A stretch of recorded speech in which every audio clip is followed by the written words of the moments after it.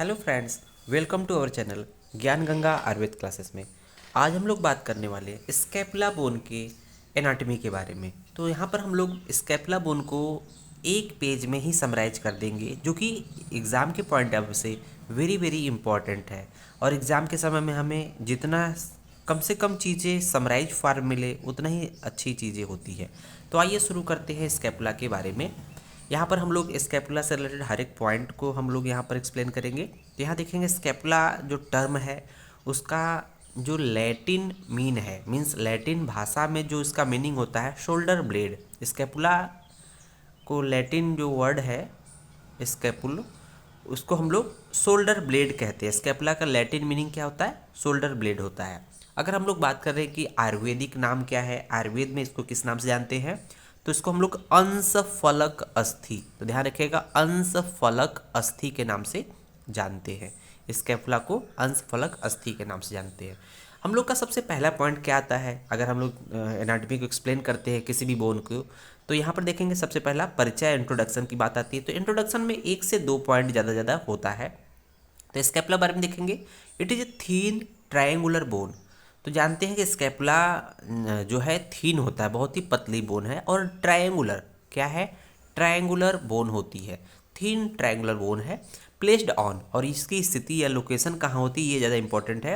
इसकी स्थिति कहाँ है? Placed on posterolateral aspect of thoracic cage. तो ध्यान दीजिएगा, थोरेसिक केज के पोस्टरोलैटरल एस्पेक्ट, पोस्टीरियर साइड में, बैक साइड में होता है, लेकिन लेटरल साइड में होता है ये थोरेसिक केज के। अब बात करते हैं कि दूसरा नंबर पर आता है साइड डिटर्मिनेशन। पहले नंबर पे हो गया, दूसरे नंबर पे साइड डिटर्मिनेशन। किसी भी बोन का साइड डिटर्मिनेशन इंपॉर्टेंट होता है। तो इसमें पहला पॉइंट है, 3 पॉइंट्स होते हैं इसके साइड डिटर्मिनेशन के। पहला पॉइंट है glenoid cavity directed laterally, glenoid cavity directed laterally होगा। दूसरा पॉइंट क्या है? कोस्टल सरफेस कॉनकेव होता है। कोस्टल सरफेस क्या होता है? कॉनकेव होता है, ध्यान दीजिएगा, कोस्टल सरफेस कॉनकेव होता है।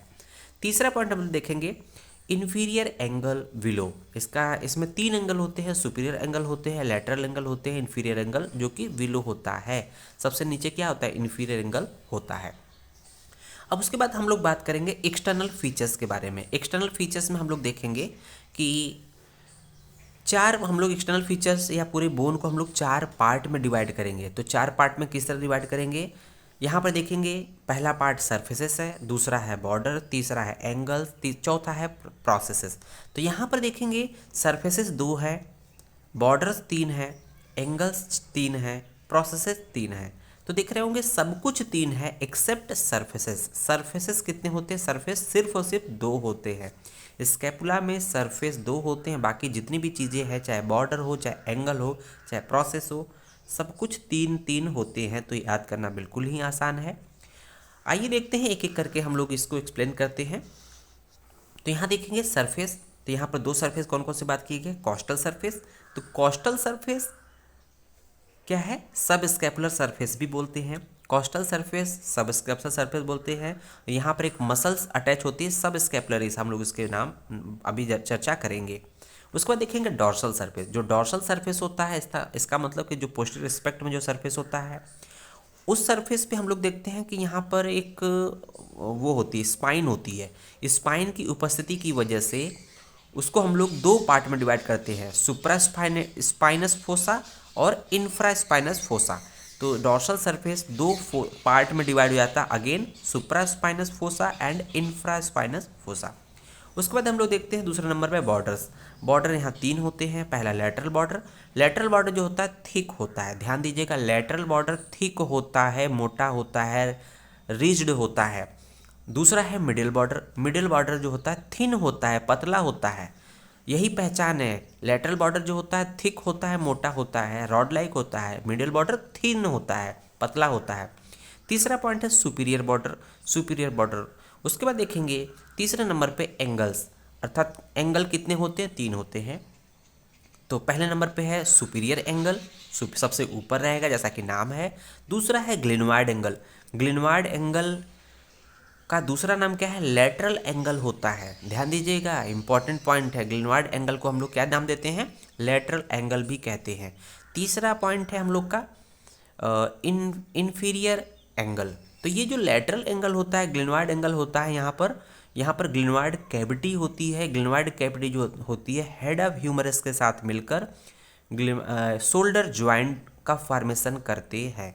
तो ध्यान दीजिएगा, ग्लिनोइड एंगल या लेटरल एंगल के अलोंग ही हेड ऑफ ह्यूमरस आर्टिकुलेट होकर शोल्डर ज्वाइंट का फॉर्मेशन करते हैं। तीसरे नंबर पे इंफीरियर एंगल है, सुपीरियर सबसे ऊपर होगा, इंफीरियर सबसे नीचे होगा। उसके बाद देखते हैं चौथे नंबर पे प्रोसेसेस, कितने प्रोसेस होते हैं। तो यहाँ पर प्रोसेस 3 होते हैं। कोराक्वायड प्रोसेस, ध्यान दीजिएगा नाम जैसा कि है कोराक्वायड, तो कोराक्वायड का जो मीनिंग होता है क्रोविक्स, इट जस्ट लुक लाइक क्रोविक्स, इसलिए उसको बोलते हैं कोराक्वायड प्रोसेस। दूसरे नंबर प्रोसेस है स्पाइनस प्रोसेस।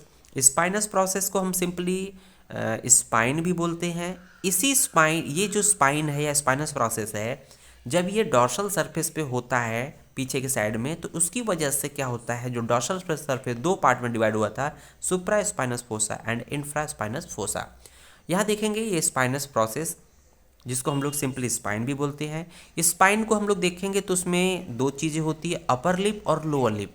अपर लिप और लोअर लिप पे अटैचमेंट अलग अलग होता है। उसके बाद हम लोग देखेंगे अटैचमेंट की बात करेंगे। अटैचमेंट की बात करेंगे तो यहाँ पर देखेंगे, यहाँ पर जो भी मसल्स हैं, यहाँ टोटल 16 या 17 मसल्स हैं अटैचमेंट, जिसमें ओरिजिन बताया गया 10, ओरिजिन 10 बताया गया है, इंसर्शन बताया गया 6, 16 मसल हैं। तो पहले नंबर पर डेल्टॉइड है, दूसरा है सुप्रास्पाइनेटस, इंफ्रास्पाइनेटस, सब स्कैपुलरिस, बाइसेप्स ब्रैकियाई जिसका लॉन्ग हेड होता है, टेरिस मेजर और माइनर, ट्राइसेप्स ब्रैकियाई जिसका लॉन्ग हेड ओरिजिन होती है, और कोरेको ब्रैकियालिस और ओमोहिवाइड। उसके बाद देखेंगे इंसर्शन में हम लोग कुछ मसल्स होते हैं, ट्रेपेजियस, सिरेटस एंटीरियर जिसको हम लोग टेलर मसल भी बोलते हैं, टेलरिंग मसल बोलते हैं, सिरेटस एंटीरियर। उसके बाद देखें पेक्टोरलिस माइनर, लिवेटर स्कैपुली जो स्कैपुला को ऊपर की तरफ एलिवेट करता है, रम्बॉइडस मेजर और रम्बॉइडस माइनर, ये टोटल 6 मसल हो गई।